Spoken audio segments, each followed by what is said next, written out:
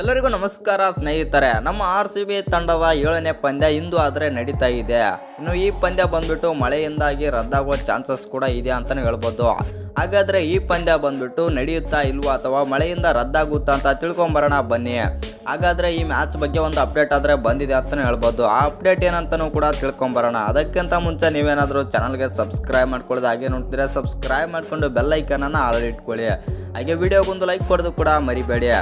ಇನ್ನು IPL 34ನೇ ಪಂದ್ಯ ಮತ್ತು ನಮ್ಮ RCB ತಂಡದ 7ನೇ ಪಂದ್ಯ ಮತ್ತು ಪಂಜಾಬ್ ಕಿಂಗ್ಸ್ ತಂಡದ 7ನೇ ಪಂದ್ಯ ಅಂತಲೇ ಹೇಳ್ಬೋದು ಈ ಪಂದ್ಯ.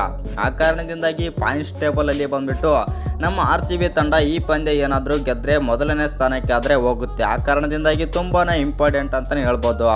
ಇನ್ನು ಈ ಪಂದ್ಯ ಬಂದ್ಬಿಟ್ಟು ನಮ್ಮ ಬೆಂಗಳೂರಿನ ಚಿನ್ನಸ್ವಾಮಿ ಕ್ರೀಡಾಂಗಣದಲ್ಲಿ ಆದರೆ ನಡೀತಾ ಇದೆ. ಮತ್ತು ಇನ್ನು ಹಾಗಾದರೆ ಈ ಪಂದ್ಯ ನಡೆಯುತ್ತಾ ಇಲ್ವಾ ಅಂತ ನೋಡೋದಾಯಿತು ಅಂತಂದರೆ ಇದೀಗ ಬಂದಿರೋ ಅಪ್ಡೇಟ್ ಮತ್ತು ಮಾಹಿತಿಗಳ ಪ್ರಕಾರ ರಾತ್ರಿ 10:30ರವರೆಗೆ ಏನಾದರೂ ಮಳೆ ಬಂದು ನಿಂತರೆ ಆವಾಗ ಬಂದ್ಬಿಟ್ಟು 5 ಓವರ್ ಮ್ಯಾಚ್ ಆಗೋ ಸಾಧ್ಯತೆ ಆದರೆ ಇದೆ ಅಂತೆ. ಇನ್ನೇನಾದರೂ 11 ಗಂಟೆವರೆಗೂ ಮಳೆ ಏನಾದರೂ ಕಂಟಿನ್ಯೂ ಆಗಿ ಇತ್ತು ಅಂತಂದರೆ ಮ್ಯಾಚ್ ಬಂದ್ಬಿಟ್ಟು ಅಬೌಂಡೆಡ್ ಆಗೋ ಚಾನ್ಸಸ್ ಆದರೆ ಇದೆ ಮತ್ತು ರದ್ದಾಗೋ ಚಾನ್ಸಸ್ ಆದರೆ ಇದೆ ಅಂತಲೇ ಹೇಳ್ಬೋದು.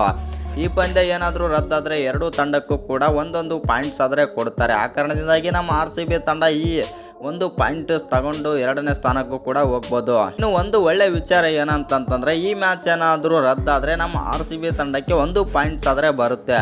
ಇದು 1 ಪಾಯಿಂಟ್ಸ್ ನಮಗೆ ಬೇಕಾಗಿಲ್ಲ ಅಂತಲೇ ಹೇಳ್ಬೋದು.